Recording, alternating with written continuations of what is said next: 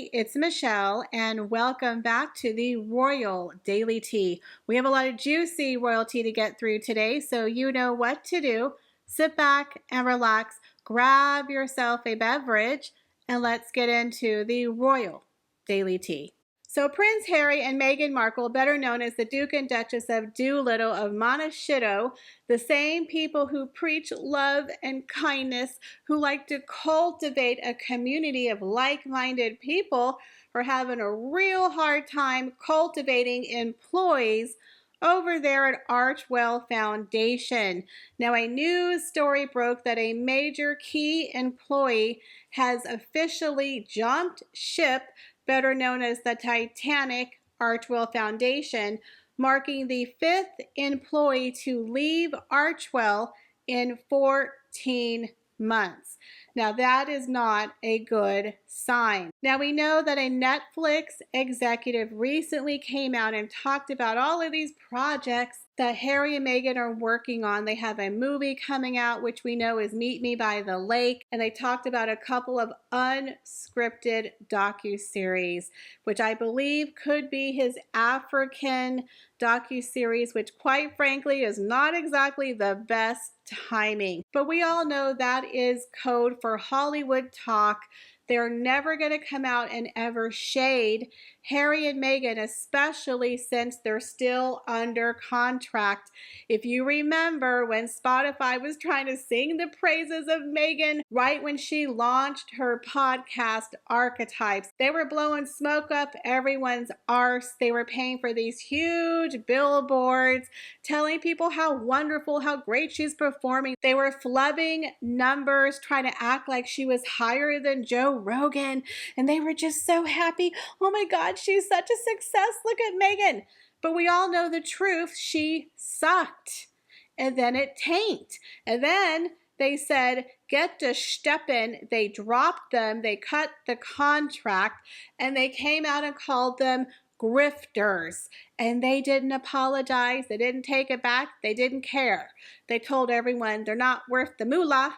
They're not worth the time. Save yourself some money. And you got Netflix over here like, oh crap, we got another year with these people. Oh my God. But now that a 5th key employee has jumped ship, in my opinion, that doesn't look good for Archewell Foundation. That doesn't give me a lot of faith that they're actually doing what people are, saying they're going to do.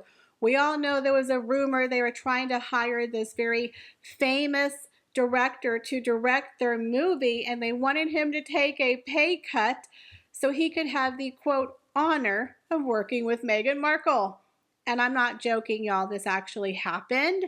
And he just laughed in their face and walked away. So let's go through very quickly some of the 5 key employees that they have lost and what it means for the future of Archewell Foundation, better known as the Titanic, because that is literally a sinking ship. Now, the first key employee we had was Madonna Dehani, who served as the president of Archewell Foundation for 18 months between 2021 and 2022. She was responsible for all of the day-to-day operations of the media and their charitable group. When she stepped down, they all said it was mutual and it was a planned transition. But to me, the telling point that they're having some financial problems was the fact they didn't replace her. Nope.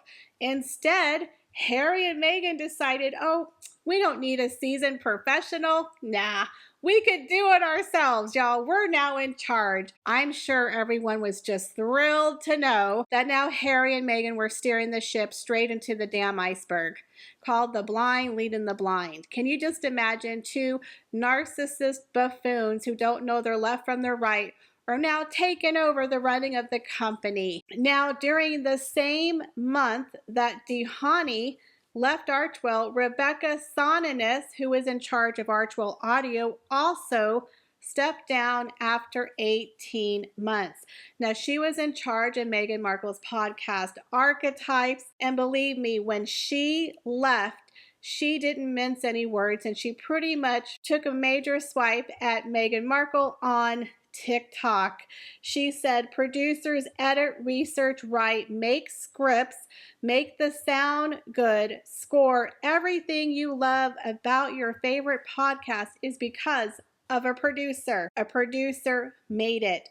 Producers are being undervalued, undercredited, and underpaid, and it's making the industry boring and slow. Let's do better.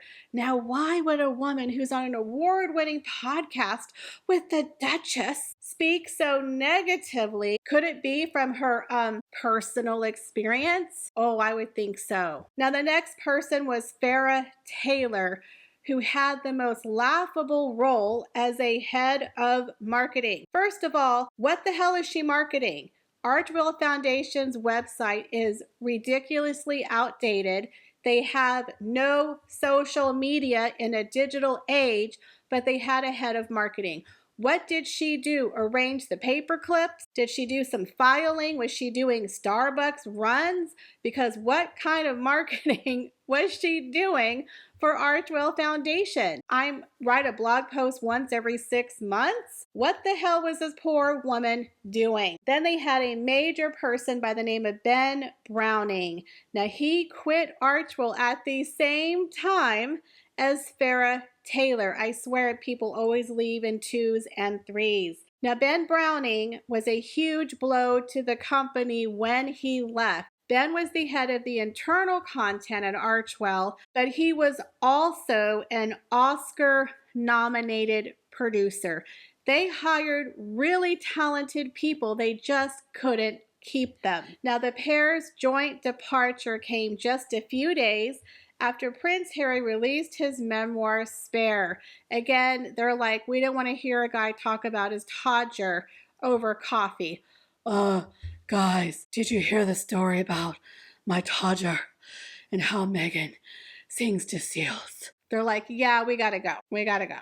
We don't want to hear about your Todger anymore, Harry. Okay? We don't want to hear about it. Now, according to the Telegraph, both Ben and Farah's exceeded expectations and were thanked again by the Sussexes for their support. So apparently, Ben and Farah were responsible for all of those cringe-worthy videos that they put out at the end of every year where Meghan forcibly hugs people to prove, I'm a hugger, I'm a mom, I'm a nice person. So they put those crap videos together. Yeah, I think I would leave too. And the final person who most recently left, in my opinion, was the biggest blow, is Bennett LaVine.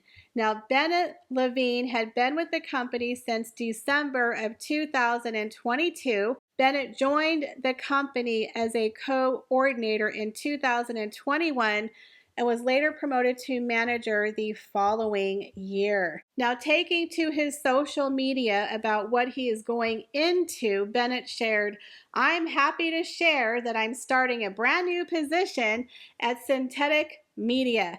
That guy is literally singing zippity-doo-dah, zippity-yay. I'm finally getting the hell out of Dodge. He is so happy. He is pleased as punch to be leaving that shite show at Archewell Foundation. But in my opinion, this spells major problem for Archewell Foundation. Why are all of these major employees leaving if they have all these things on the dock? If they have all these open projects, why are major people leaving the company? It makes zero sense to me. So I think there's a lot of problems for Harry and Meghan at Archewell Foundation. Now, recently, there was a brand new poll that was conducted on Harry and Meghan, and it has huge, alarming, negative feedback that says Americans appear to have lost all interest in Prince Harry and Meghan Markle. And in my opinion, people are calling them a one-trick pony. Now, Americans have lost almost all interest in watching Prince Harry and Meghan Markle telling their story on TV, their story of woe. People are sick of it. Now, according to the Daily Express U.S. survey, it reveals an overwhelming 96% said they would not watch another docuseries about the Duke and Duchess of Sussex with the rest a mere 4% saying they would tune in. Now, the alarming online poll comes as the royal couple face a massive uphill struggle to renew their $100 million deal with Netflix. Their 5-year contract comes to an end in September of next year. I think they are going to let it run its course, but it's not going to be renewed.